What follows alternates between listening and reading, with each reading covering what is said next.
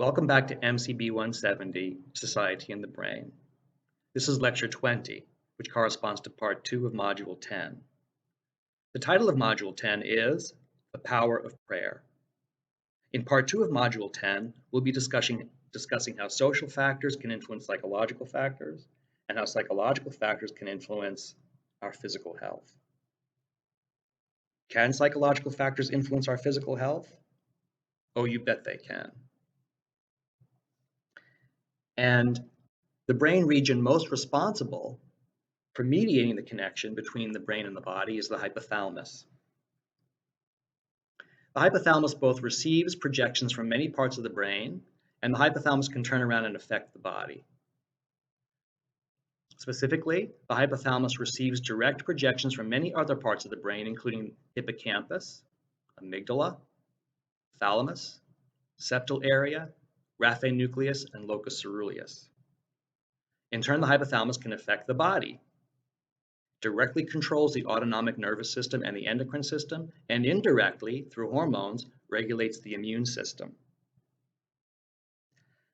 And the effects of the hypothalamus on the body can be positive or negative. What are these brain regions telling the hypothalamus? They're basically informing the hypothalamus about our thoughts and feelings. If we think and feel happy and accepted, the hypothalamus will influence our body in a positive direction. But if we're feeling threatened and stressed, the hypothalamus will influence our body in a negative direction.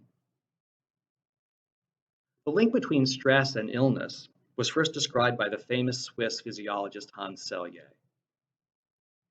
He focused his studies on the adrenal cortex. Recall that the adrenal gland has two parts, the medulla, the inner part, and the cortex, the outer part. The adrenal cortex secretes the corticosteroids, the stress hormones. According to Selye, stress is a state manifested by the general adaptation syndrome, GAS, which involves enlargement of the adrenal cortex with increased release of corticosteroids. Cortisol is the main corticosteroid in human beings. Corticosterone is the main corticosteroid in rodents. Selye's experimental subjects. Chronic corticosteroids leads to shrinkage of the immune organs. The thymus, spleen, and lymph nodes produce white blood cells. They produce immune cells. So chronic stress through the GAS leads to enlargement of adrenal cortex, chronic release of corticosteroids, shrinkage of the immune organs, and loss of white blood cells, and this leads to increased susceptibility to disease. Why? Remember, the immune cells protect us from invaders, both external and internal invaders. External invaders include viruses and bacteria. What about internal invaders? Internal invaders are basically cancer. Toxins, ultraviolet light, other carcinogens can cause normal cells to transform into cancer cells.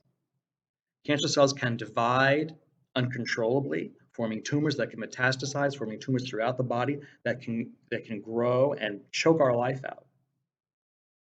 So stress through GAS, leading to increased corticosteroid output and loss of white blood cells, can increase our susceptibility to infectious disease and to cancer. As I mentioned, the adrenal gland has two parts, the cortex or the outer part, and the inner part or the medulla. The cortex secretes the corticosteroids, the medulla secretes adrenaline and noradrenaline. Both of these parts are involved in the stress response. Okay, so what is stress? Stress is a perception of a situation. Stress is a perception. Your brain, in certain circumstances, can perceive threat, danger, stress. And most stress occurs in a social context.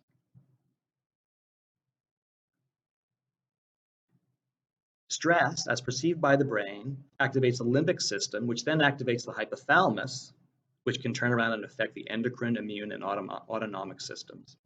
through these two different parts of the adrenal gland.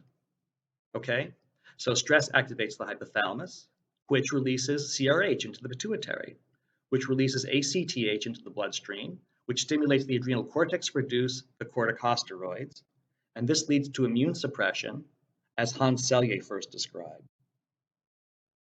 Stress also activates the hypothalamus, which activates the sympathetic nervous system, the fight or flight system, which activates the adrenal medulla, which causes secretion of adrenaline and noradrenaline, which can lead to cardiovascular damage. Why? Because adrenaline and noradrenaline are going to increase your heart rate. They're going to increase your blood pressure. And this is good acutely, like when you're running away from a hungry tiger. But if you experience chronic stress and you have chronically high levels of adrenaline and noradrenaline, and you have chronically high blood pressure and chronically high heart rate, this can lead to cardiovascular disease, including heart disease, heart attacks, and strokes. Chronic stress can lead to diseases, including infectious diseases, cancer, and heart disease. Chronic stress is bad news.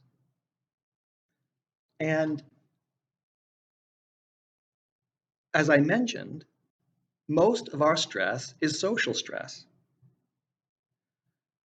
We're not usually confronted by a hungry tiger in our modern world. Most of our stress comes from other people. And I've often wondered why that was. Why should human beings have evolved to be so susceptible to social stress? Why do other people stress us out so much? I'm still wondering about that. I haven't figured it out yet. But here's an interesting and distressing theory by an investigator named Moss, who said that social groups use stress to regulate their own membership. He thought that people fit into social networks more or less well. Those who do not fit in experience more stress, and this can lead to greater disease susceptibility. He thought that the link between social stress and the generalized adaptation syndrome, the GAS, experienced by individual members is a mechanism by which the social group can maintain its own integrity. What did he mean by that? Well, he meant that a social group, many social groups, want all its members to conform to the same standards, whatever those are. They can be moral values and ethical principles. They could also be standards of, say, income or status or looks or whatever. So the group can ensure that all its members conform to the same standards by subjecting those who don't conform to stress. The group establishes norms. Members who conform to them feel accepted, and this leads to good health. Members who do not conform experience stress, which leads to the GAS and bad health. Those members who experience bad health either leave the group or die off. That seems kind of unrealistic, doesn't it? Well, think back to hunter-gatherer days. All human groups evolved from hunter-gatherer tribes. Tribes of 100 or 150 people out in the wilderness, depending upon each other for survival and warfare with other tribes. In hunter-gatherer days, being banished from the group meant certain death. It turns out that hunter-gatherer groups did not punish its members with physical violence or murder. It banished them. If you hurt other people in the group, if you were bad for the group, what the group did was banish you. And banishment from a hunter-gatherer tribe meant certain death. This mechanism, I think, survives today. And in this way, groups exert control over their membership and preserve their norms and standards they have established.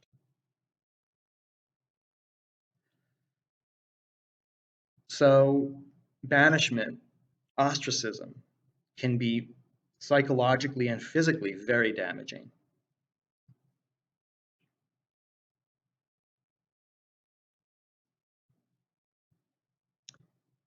People who are banished and ostracized can feel lonely.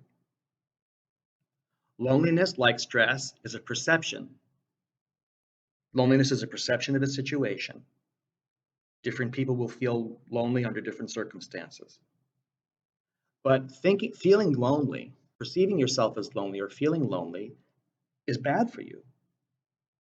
The perception of people who perceive themselves as lonely have higher blood pressure, higher cortisol, and diminished immune function. This has serious consequences. It's long been known that African Americans have higher blood pressure than other types of Americans, and this is attributed to their higher levels of social stress. Why do people in the American minorities have poor health outcomes? Is it only because they have reduced access to health care? Well, it's that, but it's also because they experience higher levels of chronic social stress. In contrast, higher perceived social support is associated with lower levels of autonomic activity, lower blood pressure and heart rate, lower levels of stress hormones, adrenaline and cortisol in the urine and the blood serum, and better immune response. So you can influence other people's health in a positive way by lowering their stress, by acting in a supportive manner toward them. But that social support has to be genuine. As we talked about in part 1, humans are very good at detecting falseness, disingenuousness, phoniness. If you want to make a person feel secure and accepted, you have to really care about them. And even today, in our modern, technological, scientific, digitized world, your strongest social support is probably going to come from your relatives. Family is still important even in our modern world.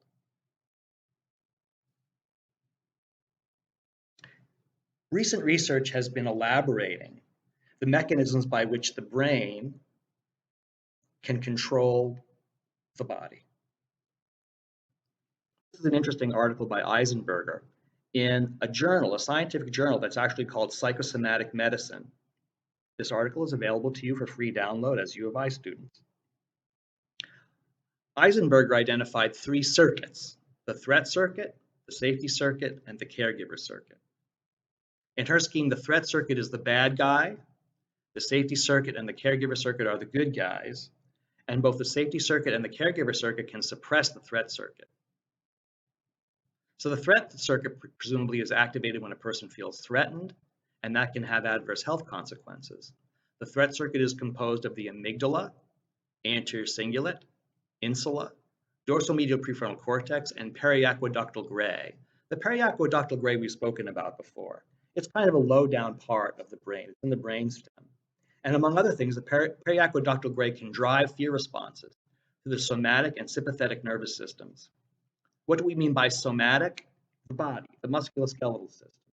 When periaqueductal gray is active, it can initiate a fight or flight response. It can cause an animal to fight or flee by using its muscles and its skeleton. But it can also activate the sympathetic nervous system and increase noradrenaline and adrenaline secretion, which can increase cardiac reactivity, which can increase blood pressure, increase heart rate. Chronically, that's a bad thing. Safety signals, such as social support, activate a safety circuit composed of the ventral medial prefrontal cortex and posterior cingulate cortex. And then engaging in caregiving behavior activates a caregiver circuit, which includes medial prefrontal cortex, medial preoptic area, part of the hypothalamus, bed nucleus of stria terminalis, associated with the hypothalamus, and reward areas, including ventral tegmental area, septum, and nucleus accumbens.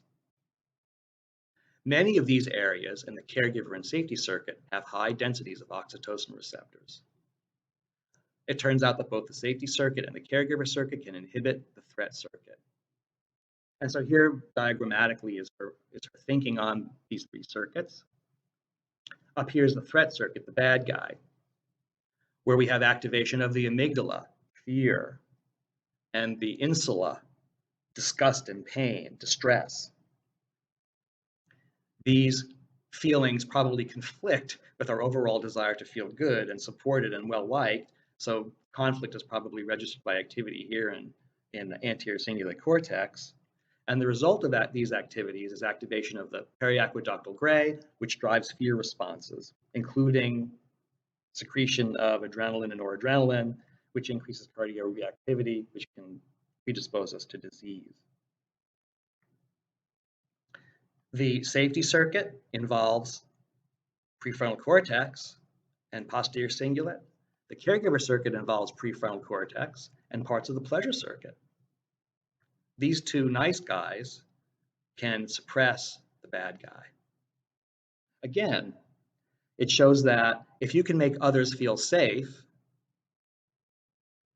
you can suppress their feelings of threat and improve their physical health. The caregiver circuit is very interesting. It says that if you care for another person, you not only activate their safety circuit, but you activate your caregiver circuit, and that can turn around and suppress your threat response. So being nice to other people can improve their health, and it can even improve your health. Another very interesting thing you can do for others that improves your health is to forgive them. This was explored by Worthington and his experimental team. Again, these articles are available to you for free download. They stress that forgiveness is not condoning, justifying, excusing, or forgiving a transgression. So before you forgive someone, you have to acknowledge that they've done something wrong to you. And according to Worthington, forgiveness can take at least two forms. They identified decisional forgiveness and emotional forgiveness. In decisional forgiveness, the intention not to seek revenge and to release the person from personal debt. However, the decisional forgiver may still experience some resentment toward the transgressor. That resentment is not going to help you feel very good psychologically or physically. On the other hand, emotional forgiveness involves the exchange of positive for negative emotion toward the transgressor. It can often involve humility and hope on the part of the emotional forgiver and gratitude for being forgiven in the past. So what Worthington is saying is that if you can truly, genuinely forgive someone, it'll have positive health outcomes, positive health consequences for you as the forgiver. They showed that real forgiveness can have positive health benefits that undo the negative health consequences of unforgiveness. Unforgiveness is a kind of an anger. It's a kind of a feeling of being wronged, of being dismissed. And that can have negative health consequences. But if you can emotionally forgive the transgressor, you can reverse that. So here are 4 things that forgiveness can do. It can reverse the anger pattern of brain activity. The anger pattern of brain activity is increased limbic activity compared with decreased frontal cortex activity. Basically, for psychological health, you want high frontal cortex activity and low limbic activity. Anger and resentment cause increased limbic and decreased frontal cortex activity, but this can be reversed. This angry pattern, this destructive pattern, can be reversed through forgiveness. Forgiveness can decrease cardiac reactivity. Again, cardiac reactivity is due to high sympathetic tone. When your sympathetic nervous system is highly active, you're secreting a lot of noradrenaline, and a lot of noradrenaline, that's causing your cardiac reactivity to go up. You respond to a stressful situation with high heart rate and high blood pressure. In the long term, that's bad for you. Forgiveness can decrease cardiac reactivity, which is a sign of decreased sympathetic tone.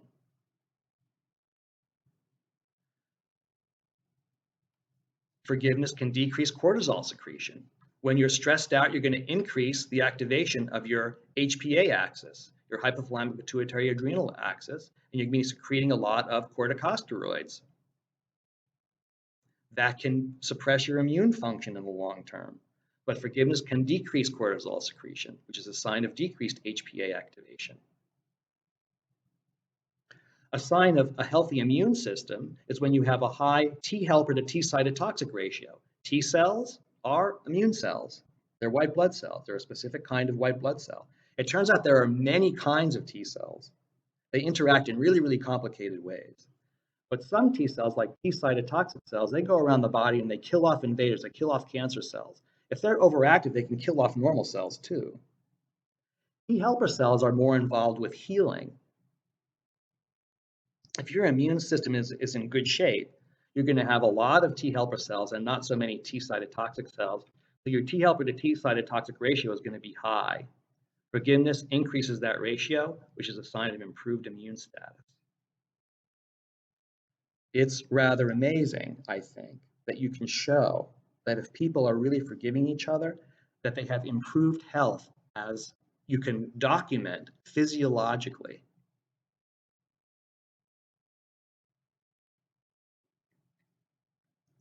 So lots of factors impinge on our health: biological, psychological, and social. Let's go through these. What are the biological factors that affect our health? How about infectious agents, environmental toxins, genetic predisposition? Sure, you can be born with a genetic abnormality. You can be exposed to infectious agents. Has anyone ever heard of COVID-19? Environmental toxins, pollution. These can all affect our biological health, but so can our physiological reactivity and our immune response, right? Physiological reactivity is due to sympathetic activation. Immune response is depressed by high cortisol secretion. These two are directly related to stress. What about psychological factors? Well, they include reactions to illness, health-related habits, personality and coping tactics. These are kind of obvious. If you respond to getting sick by going out and partying all night, you're probably not going to have a beneficial health outcome. At the top, stress. Stress can directly diminish our health by increasing cardiac reactivity and diminishing our immune response. What about social factors? Well, start from the bottom: medical care, sanitation, pollution control, health education, access to healthcare, access to clean water, clean food, health education. These are direct ways that societies can improve the health of individuals. But they also include social support in general. Social support in general. Yes, social support can provide these direct mechanisms for improving health, for maintaining health. But social support in and of itself can lead to decreased stress, which can lead to decreased physiological reactivity and improved immune response. So this idea of social support, the kind of social support that decreases stress, seems kind of nebulous. It's kind of hard to understand and describe. One way it has been described is in terms of social capital, which is a term you may have heard of. What is social capital? Here's the definition. Social capital is characterized by high levels of interpersonal trust and norms of reciprocity and mutual aid. So in a town that has high social capital, people will help each other, and they'll trust each other. They'll work together. And social capital is associated with positive health outcomes. Studies have shown that communities with low social capital have high mortality rates.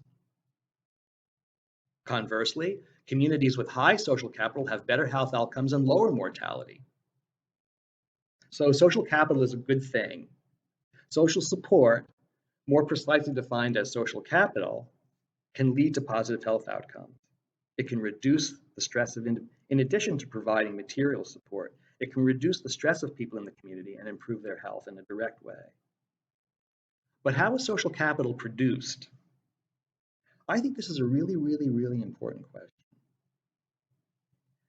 Trust in society and norms of reciprocity and mutual aid are really important. We really need those in society. How do we establish and maintain them in society? Through what mechanisms do we do that? Well, they occur through civic engagement, through community involvement, through politics. But I think most people would agree that politics is a rather imperfect tool for social capital formation. What about religion? Well, I think most people would agree that religion is also an imperfect tool for social capital formation. Horrendous things occur in the name of religion, and a lot of people have rejected religion on that basis, and it's hard to argue with them. But the fact remains that the religions do promote community. They promote positive community interactions, both within their congregations and outside their congregations. That for all their faults and their excesses, religion is still in the whole world an important producer of social capital.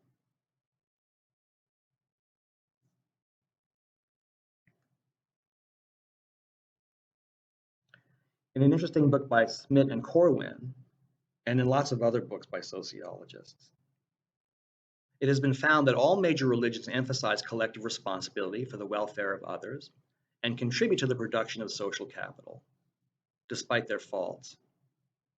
Because basically all religions promote the norm of neighbor love and care. Religions promote the value of compassion, of kindness, of generosity.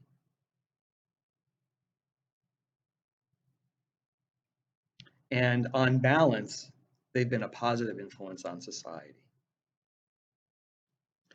Religion and congregational life have been found to contribute to the production of social capital in three main ways. One, by providing services to members and non-members. And these services can be physical, as in taking people to the doctor, and social, as in promoting social capital, increasing trust, increasing cooperation in the society, lowering the stress of individuals. Two, by shaping attitudes towards others, both inside and outside the congregation. Number two is critically important. One of the tremendous downsides of religion is the promotion of positive in-group bias and negative out-group bias. A lot of religions, unfortunately, promote in-group cooperation and out-group competition, especially when religions join hands with politicians. Then lots of bad things can happen in America and other parts of the world. But religions can counteract that because they can shape attitudes toward others both inside and outside the congregation. They can stress the fact that your neighbor isn't just a member of your congregation, but people outside your congregation. And three, they can encourage volunteerism, including charity and acts of mercy. Let's take a specific example. Immigration is a very hot issue right now in American politics. But studies have shown that immigrants were able to connect to the larger American society through their involvement in their faith communities. So people come up from Latin America and join a Catholic church, or they come here from India and join a temple. And through their involvement in those religious communities, they get connected to the larger community. They become assimilated into America through their involvement in their religious community.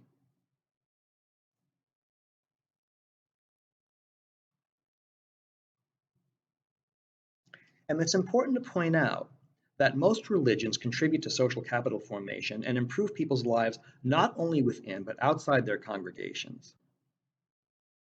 American congregations support on an average of 4 social programs per congregation, and 4/5 of those programs serve people outside the congregation.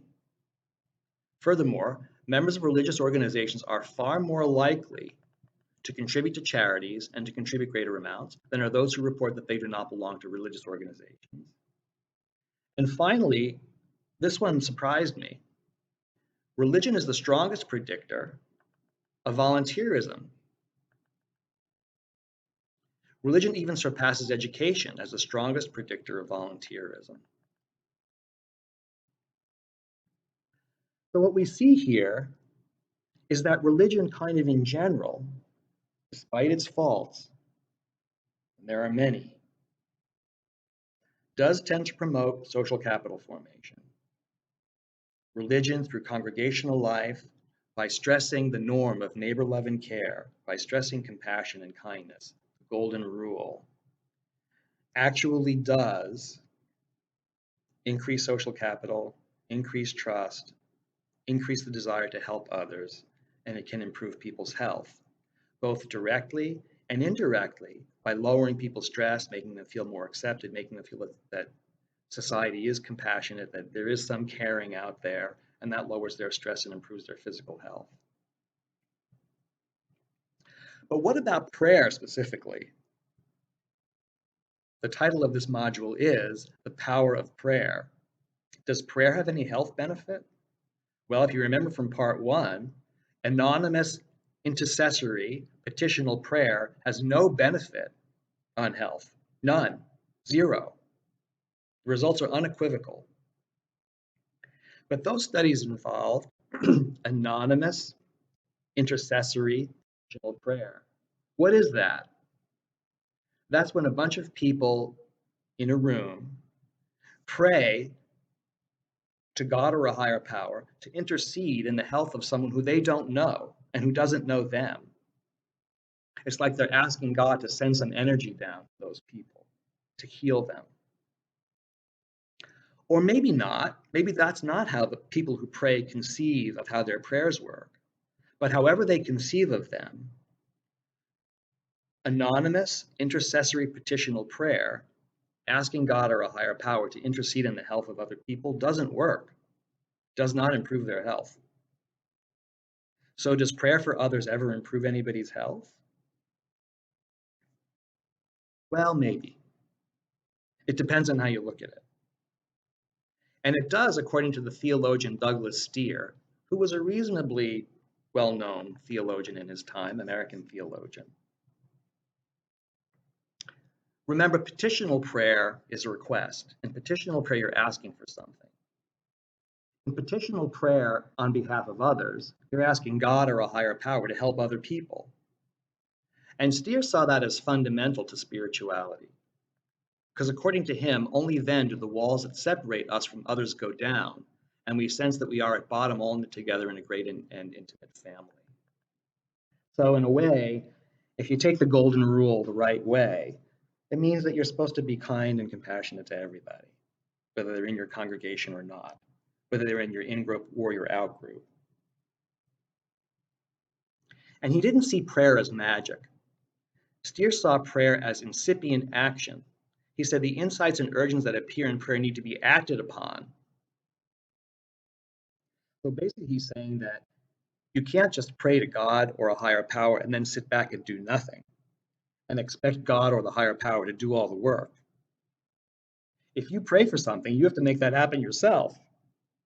That prayer, in his point of view, was a way of inculcating values in your own mind. Prayer was a way of downloading values from your culture, maybe your religious culture, your religion, downloading those from society into your head, making them go from the social level to the psychological level. He gave as an example that you pray that your friend may endure certain hardships, only to find that you yourself are inspired to join her and provide her assistance and aid. So what Steere is basically saying, and what other theologians also have said, is that prayer can have positive effects in the world. But it does that by reinforcing certain values in the individual that that individual then acts upon and actually goes out into the world and helps people. Prayer works when it is a mechanism of downloading positive values from your culture, including your religious culture, into your head that then you then act upon to actually help other people.